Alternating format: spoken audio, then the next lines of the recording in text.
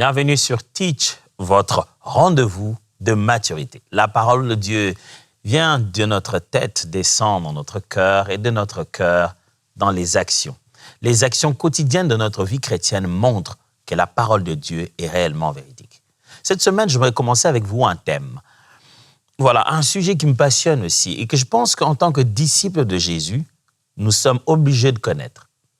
C'est quel est le véritable caractère d'un chrétien lorsqu'il est sous pression? Oui, la pression. Tout autour de nous nous fait pression. Vous savez, même pour avoir son travail, quelquefois, c'est écrit « capable de travailler sous pression ». C'est souvent sous pression qu'on reconnaît la véritable identité d'une personne. La pression vient soit pour nous exploser et révéler notre véritable nature. Donc, ça nous fait soit du bien, soit du mal. Alors, si on veut vraiment savoir que tu es chrétien, la pression est l'un des bons et merveilleux tests par lesquels il faut passer. Gérer la pression sans s'effondrer. As-tu déjà eu l'impression, un bon matin, que je risque d'exploser? Si on me demande encore une seule fois, je vais exploser. S'il dit encore... Si tu as déjà eu cette impression-là, c'est que la pression fait son œuvre sur toi. Il est bon de découvrir comment on peut grandir, même sous pression. Alors, let's teach, grandissons ensemble.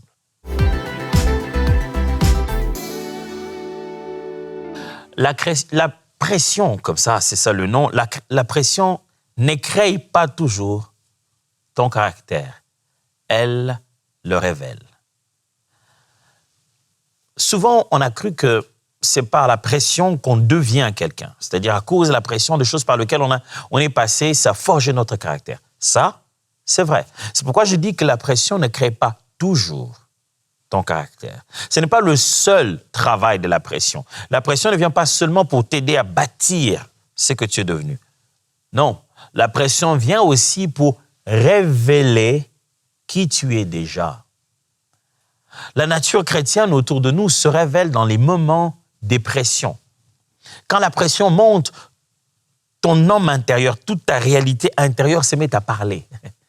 Des fois, tu n'as même pas le temps de gérer ta bouche, que la pression t'a fait parler.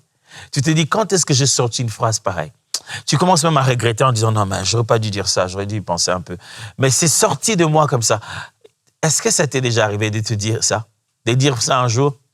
Je ne sais même pas comment c'est sorti comme ça. J'ai juste balancé ça comme ça. La pression, quand elle monte, ton être intérieur se met à parler. La pression révèle aussi que nous sommes encore des êtres qui ont besoin d'une transformation. La pression révèle ce que nous sommes, mais elle ne nous change pas en réalité. Elle nous met seulement en condition où on est censé faire un choix entre le bon ou le mauvais.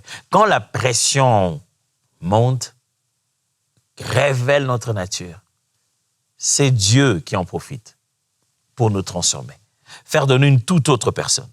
Pour comprendre la pression, il faut regarder comment la Bible parle de l'épreuve. L'une des méthodes de pression, l'un des moyens forts par lesquels l'être humain passe par une forte pression, c'est ce que la Bible appelle l'épreuve. Un moment où tout autour de toi devient désert, difficile, les conditions ne s'y prêtent pas. Et pendant ce temps-là, l'homme subit l'épreuve. La Bible est remplie de ces types d'exemples qui nous montrent comment les gens étaient sous l'épreuve, sous la pression, et comment ils ont pu garder, révéler un caractère qu'ils avaient, grandir dans leur caractère, changer leur caractère et aussi maintenir le bon caractère malgré l'épreuve. J'ai une question déjà d'entrée des jeux. Qui deviens-tu pendant l'épreuve? Est-ce que tu deviens carrément une autre personne? Ça ne vous semble-t-il pas drôle que Jésus-Christ ait commencé son ministère d'abord par être éprouvé?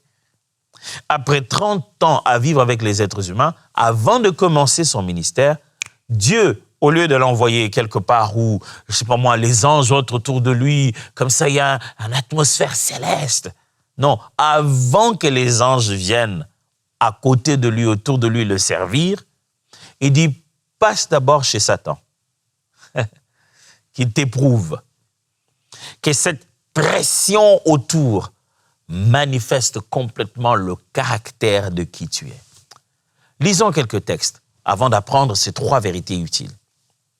Jacques chapitre 1, versets 2 à 4. Jacques chapitre 1, versets 2 à 4. La Bible dit, « Mes frères, regardez comme un sujet de joie complète les diverses épreuves auxquelles vous pouvez être exposés, sachant que l'épreuve de votre foi produit la patience. Mais il faut que la patience accomplisse parfaitement son œuvre, afin que vous soyez parfaits et accomplis sans faillir en rien. » Ici, Jacques dit que l'épreuve a une mission en nous. C'est que ça va bâtir en nous une patience, ça va nous transformer. Il dit, ce que vous vivez là à l'extérieur, c'est pour que ça fasse quelque chose à l'intérieur. Jacques nous montre une chose très importante ici, c'est que l'épreuve n'est pas inutile. Elle peut produire de la maturité. Quand tu passes par l'épreuve, ce n'est pas sans but.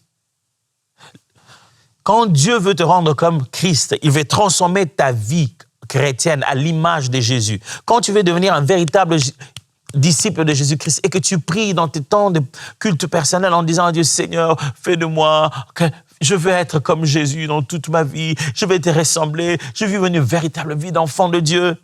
Quand Dieu va dans son laboratoire pour chercher quels sont les ingrédients à mettre ensemble pour te faire subir cette transformation que tu demandes, crois-le ou non, il prend une bonne dose d'épreuve. Il sait que l'épreuve produit en nous la maturité. C'est comme un bébé. On sait qu'il a besoin de lait.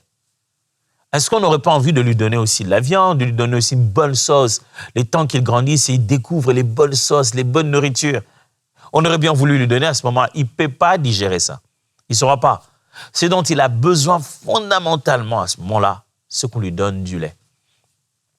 C'est fondamental, c'est utile. La Bible donne cette image-là pour parler de la parole de Dieu. Mais moi, je suis en train d'utiliser cette image dans le sens d'insister sur le fait que 2 fois, nous avons besoin de quelque chose de fondamental. Si pour toi, l'épreuve était un ingrédient, selon la Bible, l'épreuve, ce n'est pas un ingrédient supplémentaire, ce n'est pas une sorte de caprice que Dieu a seulement parce qu'il veut nous rendre les choses faciles. Tu vois, il s'est dit, sinon ça risque d'être trop facile, donne-leur un peu d'épreuve. Non, non, non.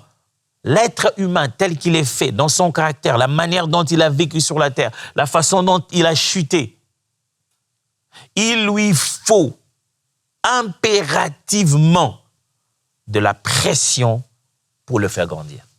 Il lui faut une épreuve pour le faire grandir. Et c'est ce que Jacques nous dit. C'est que l'épreuve là produit en nous la patience, la persévérance. Tu deviens une meilleure personne à travers la pression. Alors arrête de dire, non, ils m'ont mis très la pression. Si je suis devenu comme ça, c'est à cause de la pression. Non, toute pression n'est pas négative.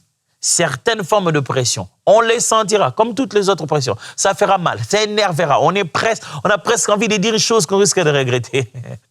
Mais même si tu as la même sensation, le but n'est pas toujours le même. L'épreuve n'est pas inutile. Elle produit en nous la maturité. Deuxième texte. Lisons 1 Pierre, chapitre 1, versets 6 à 7. 1 Pierre, chapitre 1, versets 6 à 7. La Bible dit, « C'est là ce qui fait votre joie. Quoique maintenant, puisqu'il le faut, vous soyez attristés pour un peu de temps par diverses épreuves, afin que l'épreuve de votre foi, plus précieuse que l'or, périssable, qui cependant est éprouvée par le feu, ait pour résultat la louange, la gloire et l'honneur lorsque Jésus-Christ apparaîtra. » Allez, ils se sont entendus ou quoi, les apôtres? Pourquoi là, c'était Jacques? Et là, on vient de lire Pierre. C'est comme s'il écrivait plus ou moins les mêmes phrases que Jacques. C'est comme s'il parlait presque de la même chose. Ça montre comment c'était connu. C'est inévitable, incontournable. L'épreuve, à ce côté-là, incontournable, que tout apôtre, tout disciple de Jésus-Christ sait qu'il faudra un moment que Dieu me fasse passer par une pression si je dois produire ce type de résultat. Ce texte nous montre quelque chose d'intéressant. C'est que la pression purifie comme le feu purifie l'or. C'est ce que Pierre dit ici. Il dit que l'épreuve vous purifie comme le feu purifie l'or. Le feu ne brûle pas l'or, le feu purifie l'or. Ça signifie ceci, pendant que l'or est sous terre, il est entouré des autres matières et des autres choses pendant les temps qu'il est resté là-bas, d'autres matières l'entourent. Mais lorsqu'on le met sous le feu, l'or se débarrasse des restes pour rester essentiellement or. La pression te permettra de te débarrasser de tout ce qui n'est pas toi. Ouais. Quand on est sous pression, on ne sait pas faire semblant. La pression te permettra de relâcher tout ce qui n'est pas de ta nature. Un dernier texte quand même. 2 Corinthiens chapitre 4. Je vais les lire en 2 temps parce que je vais lire différents versets. 2 Corinthiens chapitre 4, versets 8 à 9 d'abord. 2 Corinthiens 4, 8 à 9. Voici ce que dit la Bible. Nous sommes pressés de toute manière, mais non réduits à l'extrémité. Dans la détresse, mais non dans le désespoir. Persécutés, mais non abandonnés. Abattus, mais non perdus. Paul est en train de décrire la vie de missionnaire, de serviteur de Dieu, cette vie de voyageur pour l'évangile qu'il est en train de mener. Il dit ici, vous savez par quoi nous passons. Mais il fait le tableau de ce qui se passe et de ceux qui le sont. Et il dit, voilà la pression que nous subissons, mais voilà de l'autre côté, ça ne dépasse pas les bornes. Il dit, nous sommes pressés de toute manière, mais non réduits à l'extrémité. Au verset 16 et 17, toujours de 2 Corinthiens, chapitre 4, au verset 16 et 17 maintenant, il dit, c'est pourquoi nous ne perdons pas courage. Et lors même que notre homme intérieur s'est détruit, notre homme extérieur s'est détruit, notre homme intérieur se renouvelle de jour en jour, car nos légères afflictions du moment présent produisent pour nous, au-delà de toute mesure, un poids éternel de gloire. Oh, Paul, est-ce que tu choisis bien tes mots? Paul dit un poids éternel de gloire est produit en son homme intérieur pendant que son homme extérieur subit de la pression. Je voudrais le dire à quelqu'un, tu ne vas pas en mourir. Tu ne mourras ni de la pression que te fait le travail, ni de la pression que te font les enfants, tu n'en mourras pas, ni de la pression que te font les gens, les réseaux sociaux. Tu n'en mourras pas. Paul montre que la pression peut user le corps, mais renouveler l'intérieur. Il le montre bien. Il dit, même si nos corps sont usés, fatigués, épuisés, mais notre homme intérieur est renouvelé. Et il y a un tel poids éternel de gloire. Nous devenons meilleurs. Ça peut user le corps, ça peut te fatiguer, mais ça te rend meilleur. Ce qui est en toi se bonifie. J'ai promis de parler de 3 choses qui peuvent nous aider tous à tenir ferme, même pendant la pression, à voir notre caractère se manifester, grandir, s'améliorer, ressembler davantage à Christ pendant que nous sommes dans la pression. Ah, pasteur, vraiment un Dieu plein d'amour, pourquoi il mettrait ses enfants dans la pression? C'est parce que quand nous, on voit la pression, on la voit mal. On la voit vraiment de mauvaise manière. On la voit comme quelque chose de négatif. La pression n'est pas toujours négative. D'ailleurs, à la base, elle ne l'est pas. Ce sont les intentions, les motivations et surtout la finalité avec laquelle on exerce cette pression qui devient négative. C'est pourquoi il est beau de regarder dans la Bible, de constater que le mot pour épreuve, c'est le même mot en grec pour tentation. Quand on traduit pour savoir là où c'est tentation et non pas épreuve, la nuance est seulement dans le contexte. On voit l'intention, la finalité de l'acte, on se dit non, le contexte ici montre que ce mot ici est utilisé pour dire tentation. Mais on laisse les mots, on le traduit par épreuve quand on se rend compte que le but, dans le contexte, ça montre que la finalité n'est pas de détruire, mais de bâtir. Voici la première vérité. La pression révèle ce qui te dirige vraiment. Sous pression, ton vrai moteur apparaît. Quand tu es sous pression, on saura en réalité quelle est la véritable motivation de ta vie. Parce que la pression, vous savez, ça ne ment pas. La pression, ça expose qui on est.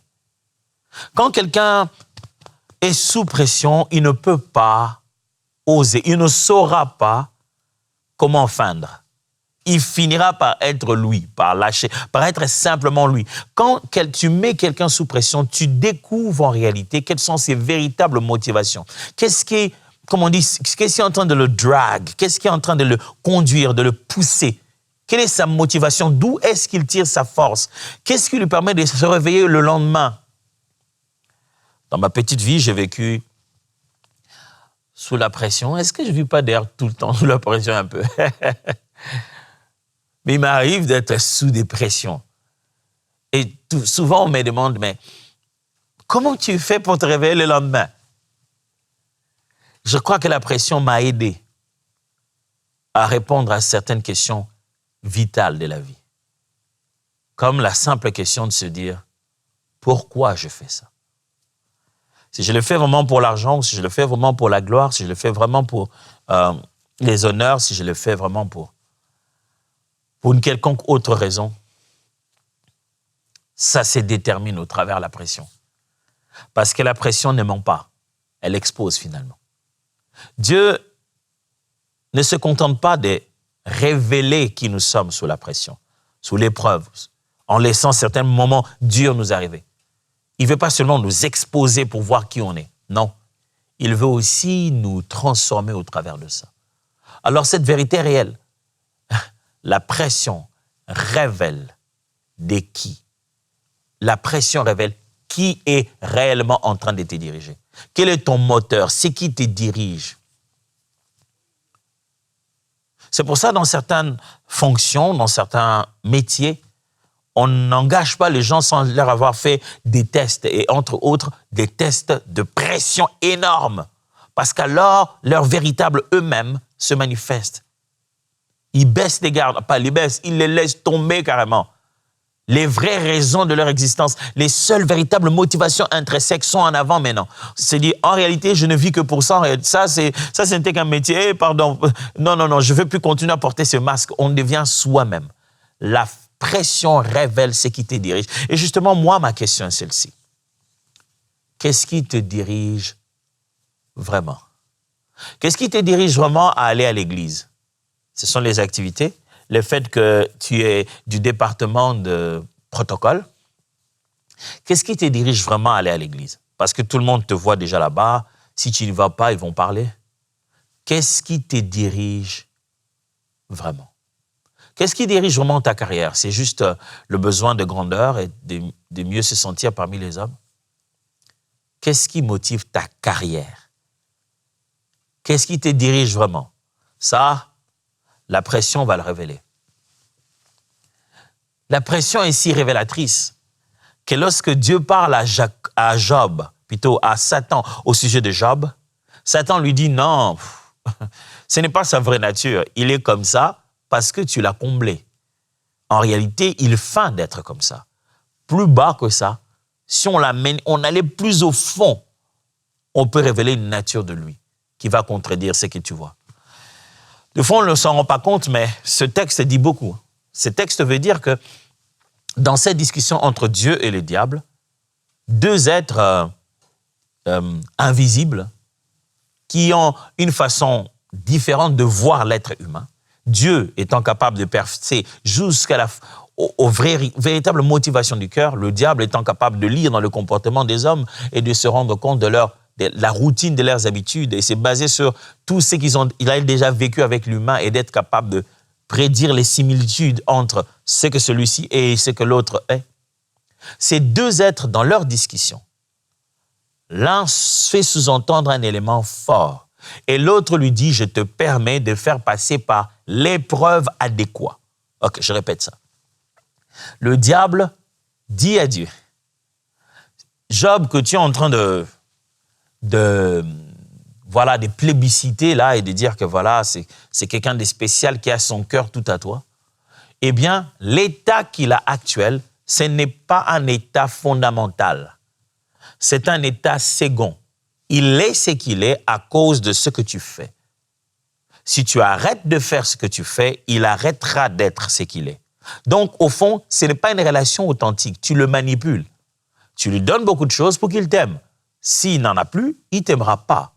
Et Dieu dit non, non, non, non, non. C'est un caractère, il est comme ça authentiquement. Ce n'est pas à cause de ce que j'ai fait pour lui.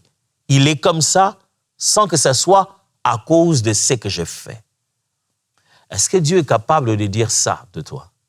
Que tu es comme ça, ni à cause de l'argent, ni à cause des voitures, ni à cause du mariage. Tu es comme ça, ni à cause seulement de la bonne santé. Tu es comme ça, parce que ton véritable moteur, c'est sa gloire. Et le diable, alors, a fait sous-entendre l'épreuve ultime. Et Dieu a accepté. Imaginez-vous, Satan et Dieu se sont entendus qu'il n'existait qu'une seule façon de vérifier l'authenticité de ce caractère. Et c'est quoi la façon? Sous pression. Dieu lui-même dit, je te permets d'aller, de frapper tout. Même Dieu sait que quand on est sous pression, on manque de l'argent, on manque de choses. C'est le meilleur moment de manifester la véritable nature. L'épreuve, la pression révèlent notre vrai moteur. 2. La pression peut produire une maturité solide. Oui, la pression ne révèle pas seulement ce que nous sommes à l'intérieur. La pression ne détruit pas forcément. Elle peut aussi construire. Elle révèle et produit en nous une maturité solide. La pression ne vient pas pour nous casser. La pression vient pour nous construire aussi. Parce que, vous savez, les épreuves, les difficultés, les moments durs que j'essaie d'appeler ici la pression, des conditions où on nous fait des demandes dans tous les sens. Tu as la pression de la famille, la pression des amis, la pression du travail. Tu as juste l'impression que tout le monde est tombé sur toi. Tu as envie de dire, hey, calme, calme, calme. Attendez, donnez-moi un peu le temps. Reculez un peu, donnez-moi de l'espace. Ces moments-là, en réalité, peuvent être une école, pas une prison. Quand tu sens la pression comme ça dans toutes les directions, sache que Dieu t'a mis dans une école, pas dans une prison. C'est le moment où Dieu est là en train de regarder. Observons-le bien maintenant. Voyons qu'est-ce qu'il y a.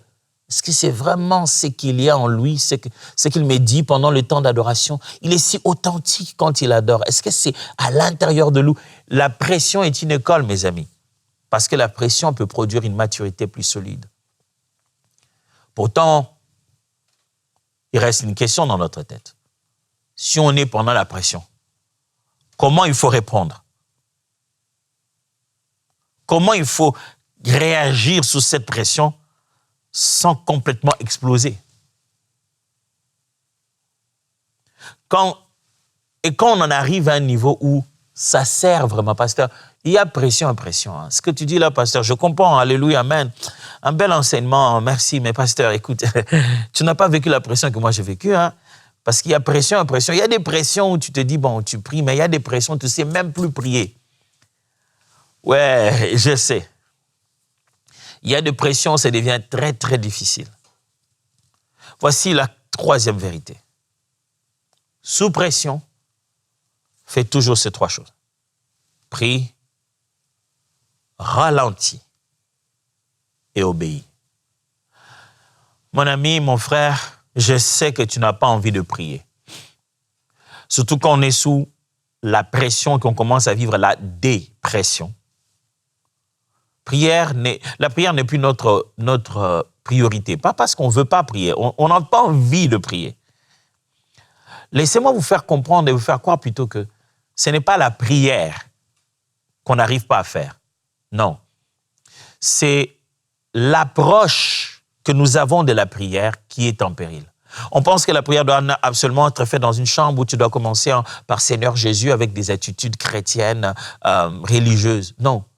Prier, c'est cette conversation que tu fais même quand tu es totalement fatigué. Tu vois la même conversation que tu feras avec ton thérapeute. Tu vois, c'est soi-disant délire où tu te dis, je délire, je me mets à parler. C'est ça, prier aussi. Alors, quand il y a la pression, prie inconventionnellement. Ne cherche plus une chambre, ne cherche plus un endroit. Prie dans ta voiture, parle. Il y a des jours, moi je me dis toujours, il y a des jours où Dieu me prend vraiment pour un type bizarre. Parce que je suis là avec mon volant, je cogne dessus deux fois, je parle comme si quelqu'un était là dedans. Mais Seigneur, vraiment, je pleure, je passe par plusieurs voyages.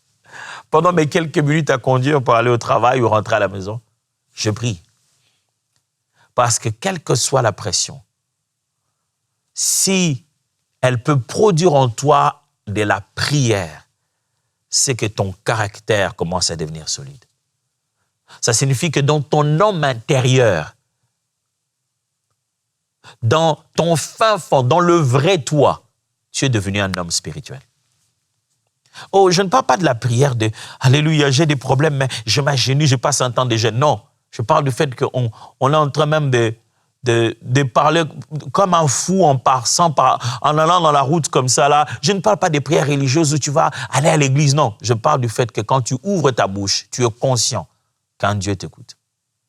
Prie, mais ralentis aussi. Des fois, la meilleure façon de gérer la pression, c'est juste ralentir. Ralentir, pasteur, ça signifie quoi? Pendant que tout le monde t'appelle, tout le monde a besoin de toi, dis-leur, donne-moi du temps. Je ne sais pas te donner la réponse aujourd'hui. Ce n'est pas autant la pression que les gens nous mettent qui est un problème. C'est celle que nous nous mettons nous-mêmes quand ils nous font des demandes ou ils viennent autour de nous. Il a dit, donne-moi de l'argent. Tu n'en as pas. Pourquoi tu te mets la pression pour résoudre une chose dont tu n'as pas les compétences? Tu n'en as pas, tu n'en as pas. Ralentis. Puis après, apprends à obéir à Dieu. Tourne-toi vers le Seigneur et dis-toi, Dieu, tu veux que je fasse quoi? Dieu peut te sortir de la pression par quelque chose d'inimaginable. La pression est l'un des meilleurs moments où tu dois prendre la dépendance totale à Dieu. Pourquoi? Parce que ta vraie pression dans la vie, elle diminue chaque fois que tu fais un pas vers la présence de Dieu. Un pas vers la présence de Dieu. Quand la prière, la communication avec Dieu va se rétablir, chaque fois que tu te rapproches davantage de lui, la pression diminue. Sous la pression, la sagesse de ralentir, ça te fait bouger un tout petit peu. Tu as l'impression que tu as gagné juste 2 minutes, 3 minutes. Finalement, il va venir dans 2 jours. Mais ces petites sagesses vont progressivement décompresser les grosses pressions. La pression te sert peut-être. Maintenant, tu te sens comme compressé. Je ne sais pas d'où elle vient, cette pression. Est-ce que des charges fixes, de besoins autour de toi, de la santé? Je ne sais pas d'où ça te vient, cette pression. Mais sache que la pression n'a pas le dernier mot. La pression est là juste pour révéler ta nature et te permettre de devenir une meilleure personne. Récapitulons tout ce qu'on a dit. 1. Je dis qu'on est là pour apprendre au sujet de la pression, comment garder un caractère d'enfant de Dieu, même pendant la pression. Je dis que la pression révèle ce qui te dirige vraiment. Pendant la pression, on sait qui tu es. Je dis que la pression peut produire une maturité solide. Quand on vit pendant la pression, et par le mot pression, j'entends tentation, épreuve, tout, des moments où juste on est comme si tout tombait sur nous. Et pendant ce moment-là, on peut devenir plus mature. Et j'ai enfin dit que la pression, ça demande toujours d'apprendre à prier, à ralentir et à obéir à Dieu. Il est temps du défi.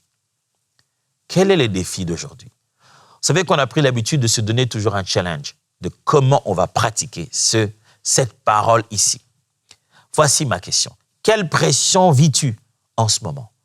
Et quel prochain pas juste vas-tu poser cette semaine avec Dieu? Identifie ta pression. Quelle pression vis-tu maintenant? Et quel est le prochain pas réfléchi, juste que tu vas faire vers le Seigneur? Parce que plus tu te rapproches de Dieu, plus ta pression diminue. Cette semaine va être intéressante.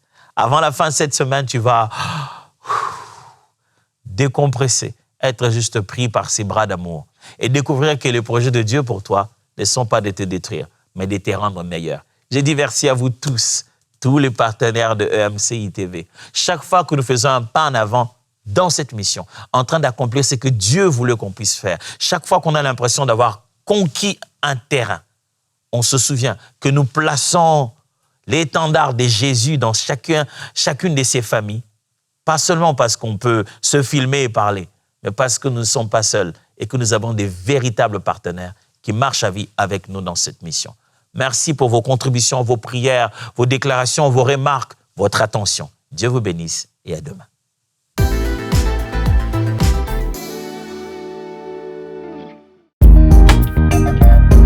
Merci à tous nos précieux partenaires grâce auxquels cette émission a pu être réalisée.